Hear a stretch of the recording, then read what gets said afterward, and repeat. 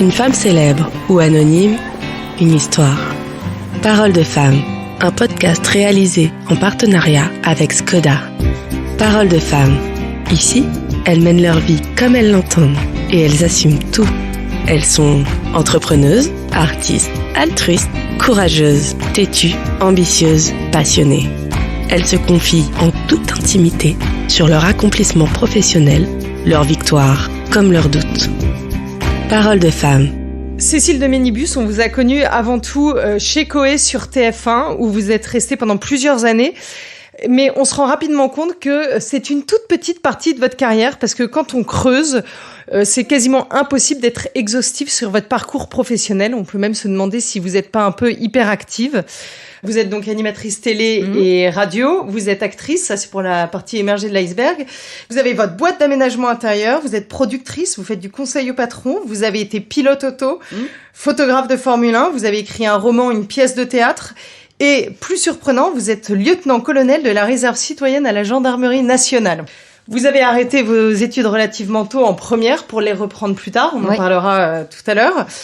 Donc vous avez commencé à travailler très tôt, mais la Cécile plus jeune, avant de se lancer, elle voulait faire quoi ? Je voulais être commissaire de police, en fait. À la base, quand j'étais petite, j'avais décidé d'aller vers cette destinée. Et à l'époque, on m'a dit, mais tu sais, les filles dans la police, voilà, ça reste derrière un bureau, ça ne monte pas sur les opérations. Enfin, bon. Et ça m'a un peu dissuadée parce que c'était peut-être le seul métier qui m'aurait donné envie de faire des études. Et j'ai un souci, c'est que j'aime tout, en fait. Je suis tellement curieuse de plein de choses que j'ai envie de tout essayer. J'aurais pu être pilote d'avion si j'en avais eu la faculté, j'aurais pu ouvrir un commerce, j'aurais pu faire plein de choses parce que je trouve que chaque métier a forcément son expertise, sa spécificité. Les seules choses que je n'aurais pas pu faire, je dis pilote d'avion, mais il faut être matheux, donc là ça aurait pas été possible. Astronaute, c'est pas possible non plus. Voilà, tout ce qui demandait un peu d'encadrement académique, je savais que ça ne serait pas pour moi, donc il fallait que je trouve des chemins détournés pour pouvoir obtenir en tout cas et faire quelque chose qui puisse remplir cet estomac intellectuel de vouloir tout goûter en fait. C'est ça mon souci. Mais c'est ce qu'on voit effectivement sur votre carrière et d'ailleurs en regardant, on voit que vous avez été pilote automobile, donc vous dites pas pilote d'avion, mais finalement vous avez quand même été pilote automobile. Comment c'est arrivé ça ? Pilote automobile, en fait, ça ne demande pas de faculté mathématique. Pilote d'avion, voilà, piloter un avion, ça demande. En fait, à l'époque, j'étais photographe en Formule 1 et je faisais des petits papiers aussi dans la presse sur les pilotes et je me suis dit, il faut que j'essaye, il faut que je tente le coup, que je monte dans une voiture et que de l'intérieur, j'en comprenne finalement les enjeux, je comprenne pourquoi à un moment donné on va plus vite, moins vite. J'ai fait une école de pilotage et voilà, et ça a démarré comme ça. Je me suis dit c'est plutôt rigolo, c'est sympa et ça s'est plutôt bien passé. Et quand je suis arrivée en Belgique, parce qu'à l'époque j'habitais en Belgique, je cherchais à l'époque des pilotes féminins. Et quand je dis féminin, c'est-à-dire que pas des filles déguisées en garçons. Et j'ai tenté le coup. Ça a été un grand moment de solitude. Ah oui, ça a été dur les débuts. Ouais. Bah oui, c'est difficile parce que ils m'ont vu débarquer en disant mais qui est cette jeune fille, qu'est-ce qu'elle veut ? Et c'était très intéressant parce que finalement la course automobile m'a beaucoup appris de la gestion de soi-même. La gestion du risque, la gestion de la temporalité, la gestion de la vision à 360. Finalement, la course automobile a régi un petit peu toute ma carrière. Au-delà de la piste. C'est-à-dire que quand vous êtes dans une voiture, vous devez anticiper. Quand vous êtes dans une courbe, votre regard, il est déjà dans la courbe d'après. Donc moi, depuis, je travaille toujours comme ça. C'est-à-dire que j'ai mon travail du temps présent, mais j'anticipe toujours en disant ça, je sais que demain, ça va être fait, mais dans 3 mois, 4 mois, qu'est-ce qui va se passer ? Parce que déjà, la mutation écologique qui secoue le secteur automobile a un impact sur votre usage au quotidien. Est-ce que ça change quelque chose ? Forcément, parce que quand on a vécu dans le thermique, les grands amateurs de voitures, c'était ça, c'est la puissance, le bruit, voilà. Et tout doucement, j'ai l'impression qu'on glisse naturellement vers effectivement une transition douce, parce que moi je suis pour la transition douce en fait. Il y a des sensations qui ont pris le pas sur le bruit du moteur, mais tout doucement. Et aujourd'hui, moi je dis bravo aux constructeurs automobiles pour plein de raisons. C'est qu'en fait, ils réagissent à tout ça. Ils permettent de donner un nouvel usage de l'automobile en gardant ce côté technique, ce côté magique, le confort, la technologie, l'innovation. Et en fait, ce ne sont pas des mondes qui se percutent, ce sont des mondes qui cohabitent en fait. Voilà, la cohabitation de l'ancien monde avec le nouveau monde, mais rien ne prendra le pas sur l'autre parce que ce sont deux univers totalement différents.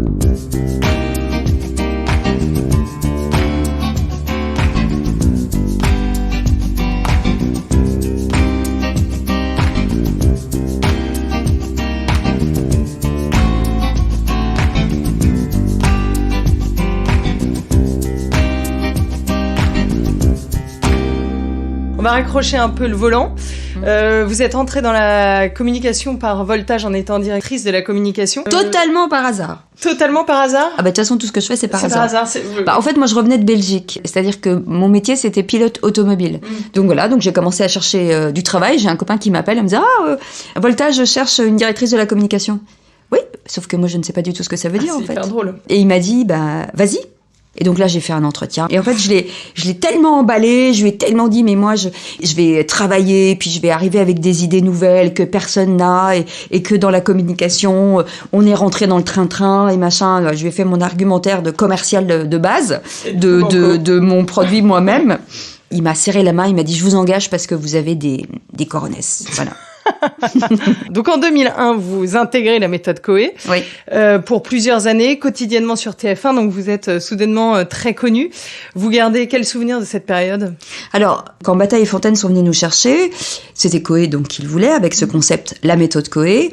Et à un moment donné, TF1 leur a dit, oui, mais il faudrait un sidekick à côté. C'est quoi un sidekick en fait ? Bah, c'est quelqu'un qui fait des blagues et qui relance un peu Coé. Voilà, qui a du répondant. Donc on a fait un énorme casting géant. Et à 15 jours de l'émission, n'étant pas satisfait en tout cas du résultat, TF1 et Coé m'ont regardé, bah, c'est toi. Oh. Et là, on a commencé à rentrer avec Coé dans un espèce de truc où moi je gérais, où lui, et en fait on a construit le truc à l'instinct. Et là, ça a été l'explosion très rapide. Un matin, vous sortez dans la rue et les gens vous parlent, vous reconnaissent et vous dites ah oui quand même. Voilà. Ça doit faire un Rappelons quand même que à l'époque, j'ai l'impression d'avoir 6000 ans.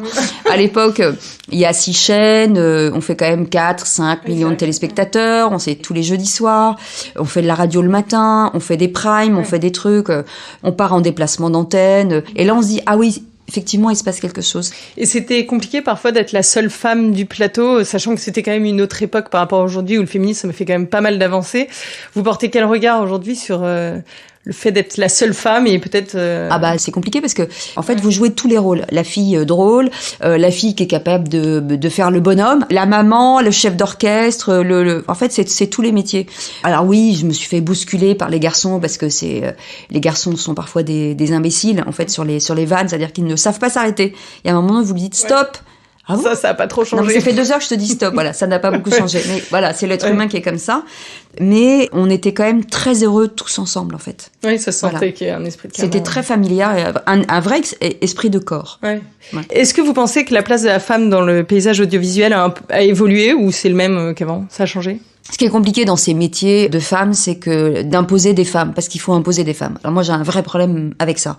C'est-à-dire que genrer le choix ne me plaît pas du tout. C'est-à-dire qu'entre un homme et une femme, on va prendre une femme. C'est pas du féminisme. Ouais, non, et on sort de la compétence. C'est ce qui me dérange. D'un autre côté, est-ce que le téléspectateur avait aussi envie de voir des femmes ? Les chaînes ont tenté plein de prime avec des femmes, ça fonctionnait pas très bien, c'était pas voilà, il y avait assez peu de femmes qui étaient très entertainer. Donc voilà, donc la faute, elle est multifactorielle en fait. Elle est un peu de tout le monde parce que le téléspectateur avait pas spécialement envie de voir de femmes. Vous savez, les femmes vis-à-vis des femmes sont très très dures, très violents quand même. Aujourd'hui, les choses s'apaisent. C'est comme l'automobile, c'est ce que je disais tout à l'heure. Il y a une espèce de mutation qui doit s'opérer tout doucement, sans forcer, juste faire rentrer des gens dans les créneaux. Après, c'est en fonction de l'aspiration aussi de chacun. Mais d'imposer les choses, je suis pas sûre que ce soit une très bonne idée. Voilà, c'est toujours la limite de dire si on le fait pas, il y en aura pas. Enfin voilà, donc faut doser. C'est compliqué. C'est comme l'accélérateur, faut doser. Après arrive l'après-Coé. Est-ce que c'est difficile de passer à autre chose, autant vis-à-vis du public que vous, d'avoir de nouveaux projets D'abord, quand vous êtes très marqué TF1, tout le service public, c'est mort. Les nouvelles chaînes de télé, ouais. D'abord, très, très duo. Donc, en plus, est-ce que Cécile de Ménibus est dissociable de Coé ? Est-ce que Coé est dissociable de Cécile de Ménibus ? Oui, ça a été difficile dans le sens où, d'abord, ça a été difficile d'arrêter la méthode Coé, ça a été difficile de se repositionner, et à un moment donné, moi je le dis clairement, je pense que plus personne ne savait quoi faire de moi. Ah oui, parce que vous étiez trop marqué. En fait, qu'est-ce qu'on va en faire, quoi? C'est là que, du coup, vous décidez de reprendre les études? Non, c'est là que je pars 6 mois à Las Vegas. Ah oui? Ouais. Faire quoi? Rien. Je paraphrase Johnny Hallyday, c'est de retrouver l'envie d'avoir envie. Ah oui, parce que voilà. Vous en étiez là. Le truc, c'est de dire, il faut que vous compreniez pourquoi on ne veut pas de vous.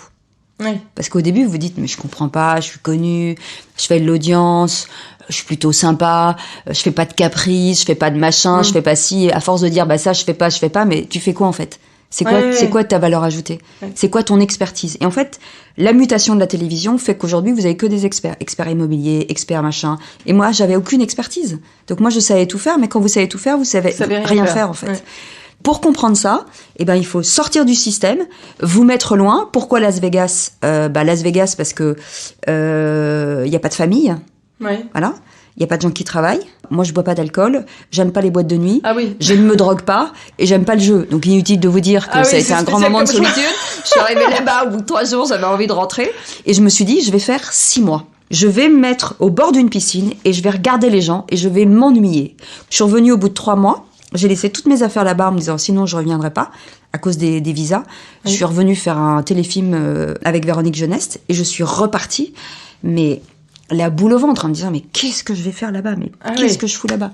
Et en fait, quand je suis rentrée, mon ciel s'est éclairci. J'avais de nouveau envie de faire des choses. J'avais de nouveau laissé les choses derrière moi, parce que c'est pareil. Quand vous faites de la télé, que vous appelez Cécile de Ménibus, vous voulez faire quoi comme métier? C'est-à-dire que quand j'appelais mes copains en me disant, tu veux pas me prendre dans ta boîte? Mais pour faire quoi? Mais pour faire quoi? Je vais pas te mettre à la compta, au standard. Tu veux que je te fasse faire? Je vais pas embaucher Cécile de Ménibus, en fait. Sur quelle chose, sur quels critères, sur quoi, en fait? Et je voyais toutes mes copines avec leur nouvelle émission, je me dis, oh là là, je ne veux pas voir ça. Je vais m'expatrier, je vais aller loin. Et je vais regarder ça de très très loin. Et peut-être que je manquerai à certaines personnes. En fait, pas du tout. C'est dur pour l'ego. Vous arrivez à l'aéroport en disant, la France entière va m'accueillir. Voilà. Et en fait, il faut se dire, on va transformer les choses. C'est-à-dire qu'il faut changer de paradigme. C'est-à-dire que la Cécile de Ménibus doit rester ça, mais elle doit montrer ses nouvelles facettes et elle doit montrer ce qu'elle est capable de faire aussi. Donc je me suis dit, le meilleur moyen de le montrer, c'est de faire une école qui marque les gens, en l'occurrence un master communication politique à Sciences Po, et de reprendre mes études. Et donc de passer de bac-1 à bac+7. Donc j'ai fait les cours pendant 2 ans. J'ai rendu un mémoire sur l'importance des réseaux sociaux en campagne présidentielle américaine et française. Ah oui. Et là, des amis très proches à moi, en l'occurrence Christophe Jacubizine, qui était le patron du service politique de TF1 à l'époque, qui est aujourd'hui BFM Business, m'a dit, moi je veux te prendre dans l'interview politique et tu vas faire l'interview inattendue. Et le fait d'écrire Sciences Po sur mon LinkedIn, ça a permis de dire, elle est capable de faire une blague, mais de s'arrêter aussi et de faire une interview à quelqu'un parce qu'elle a travaillé et qu'elle connaît bien le sujet et elle va aller chercher des choses. Et donc voilà. Et donc l'interview politique et machin, la matinale LCI avec Pascal de la Tour du Pin. Et tout naturellement, Patrick Roger, Sud Radio, pour faire la matinale info. Et tout doucement, ça glisse vers les choses et vous pouvez montrer que finalement, on peut faire des blagues rigolotes, on peut faire de l'humour, faire des vannes, et on sait aussi parler sérieusement. Tout en étant Mais on n'est pas obligé de faire ou l'un ou l'autre.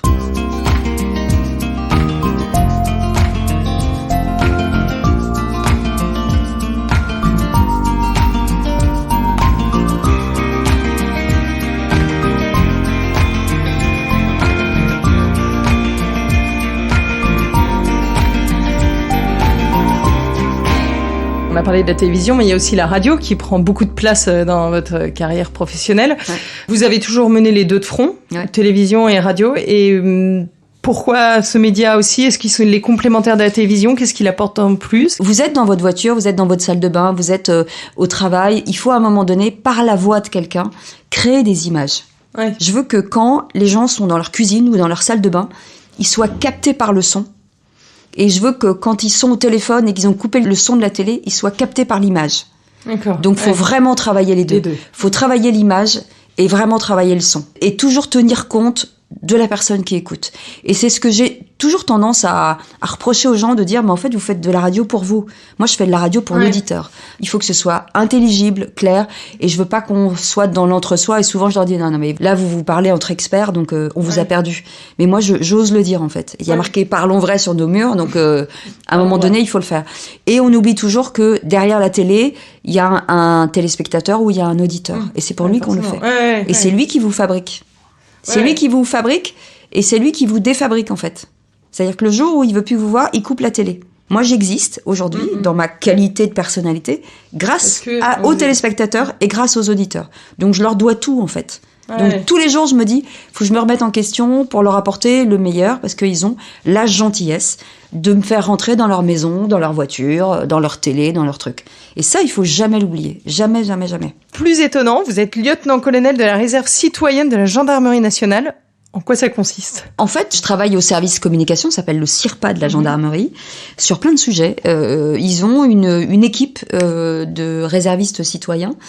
La gendarmerie se remet énormément en question sur plein de sujets, en disant il faut qu'on aille chercher à l'extérieur des gens qui peuvent nous créer des rebonds et nous dire bah là c'est peut-être pas bien sur la communication. C'est très très large sur des grands procès, sur des prises de parole, sur plein de choses. Et en fait, ils vous appellent en disant bah là on a un sujet, est-ce que tu peux venir ?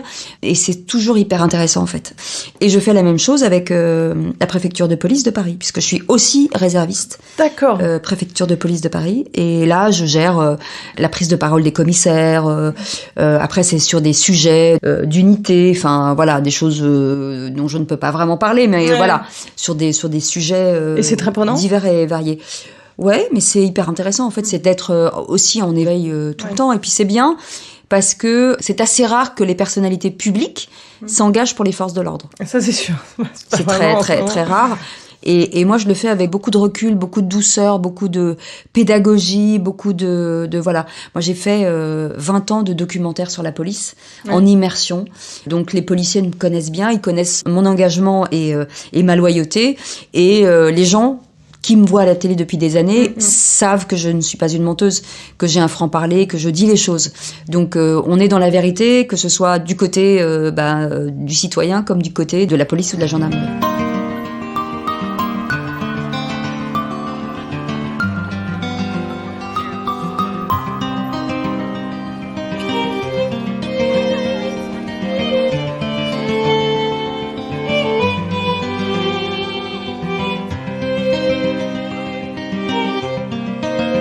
Sur un autre ton, vous avez écrit un roman aussi, qui est un hommage à votre mère et votre sœur, qui s'appelle « Je voudrais tout prendre d'elle ».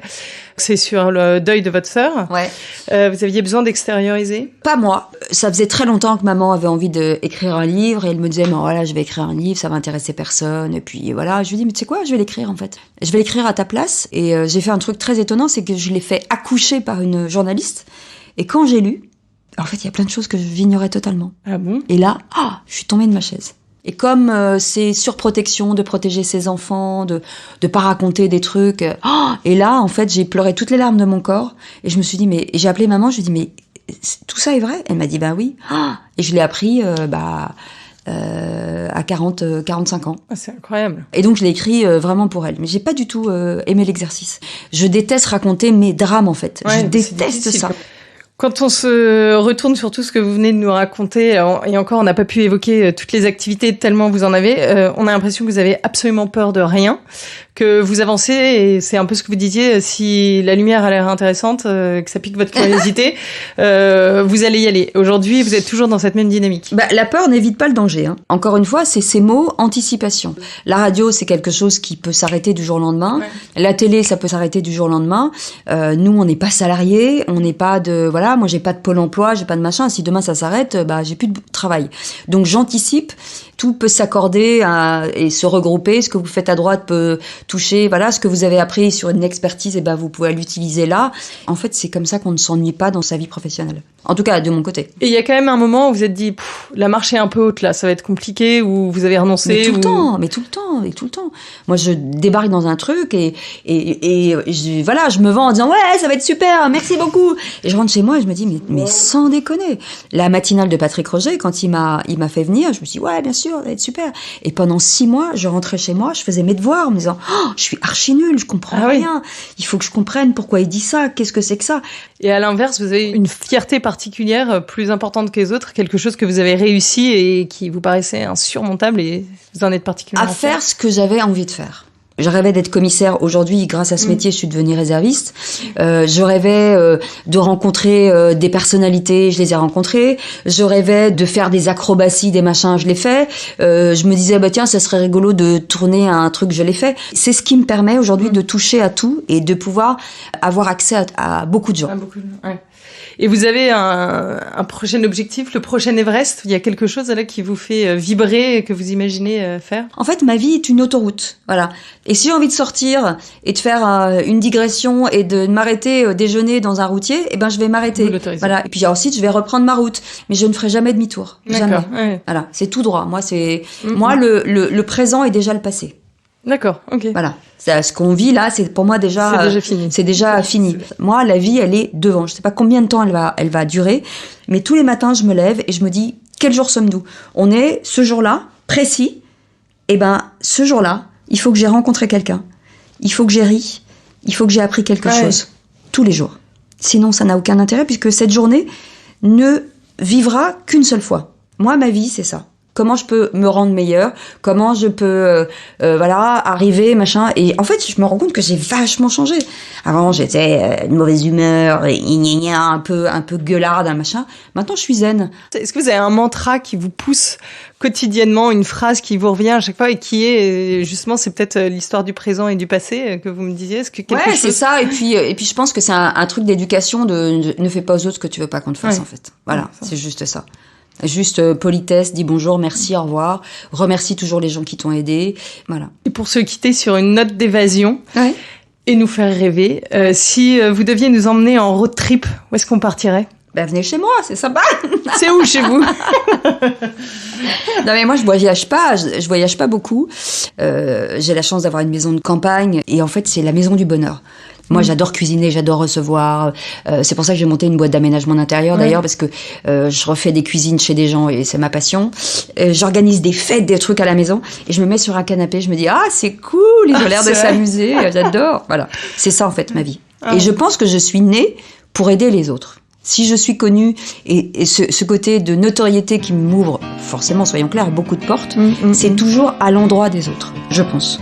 C'est super. Merci beaucoup, Cécile. C'était Parole de femme, un podcast réalisé en partenariat avec Skoda. À chaque épisode, une femme célèbre ou anonyme, une histoire. Ici, elles mènent leur vie comme elles l'entendent et elles assument tout. Elles se confient en toute intimité sur leur accomplissement professionnel, leurs victoires comme leurs doutes. Parole de femme.